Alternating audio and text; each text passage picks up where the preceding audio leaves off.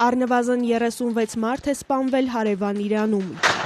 2000-ից ավելին ձերբակալվել, երկրում ցույցերը շարունակվում են արդեն 11 օր։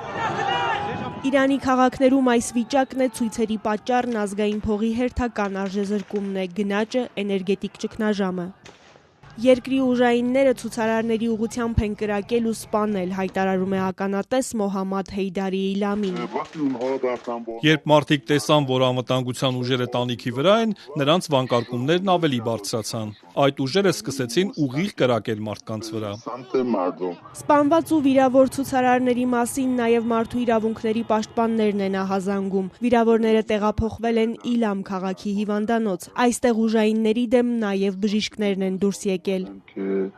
Իշխանությունները գնացին հիվանդանոց դիերը եւ վիրավորներին տանելու համար, բայց բարեբախտաբար հիվանդանոցում մեծ բազմություն կար։ Չնայած անվտանգության ուժերի հարձակումներին, այդ թվում արցունքաբեր գազի կիրառմանը, բազմությունը եւ բուժանձնակազմը թույլ չտվեցին նրանց վերցնել դիերը եւ ձերբակալել վիրավորներին։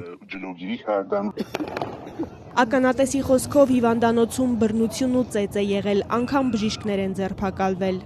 Միացյալ Նահանգներն Իլամի հիվանդանոցի վրա հարձակումը կոչել է մարդկության դեմ հանցագործություն։ Նախագահ Թրամփն արդեն հայտարարել է, թե ավելի շատ խաղաղ ցուցարարներ զոհվեն, Վաշինգտոնը պատրաստ է գործել, իսկ Իրանը ծանր հարված կստանա։ Խռովարարներին պետք է իրենց տեղը դնել, հակառակորդներին չզիջել։ Իրանի գերագույն առաջնորդ Այաթոլլահ Ալի Խամենեին է զգուշացրել, ընդգծելով, ներողամիտ չեն լինելու ոչ մեկի հանդեպ։ Չնայած սպառնալիքներին, ցույցերն այսօր առավոտից կրկին վերսկսվել են։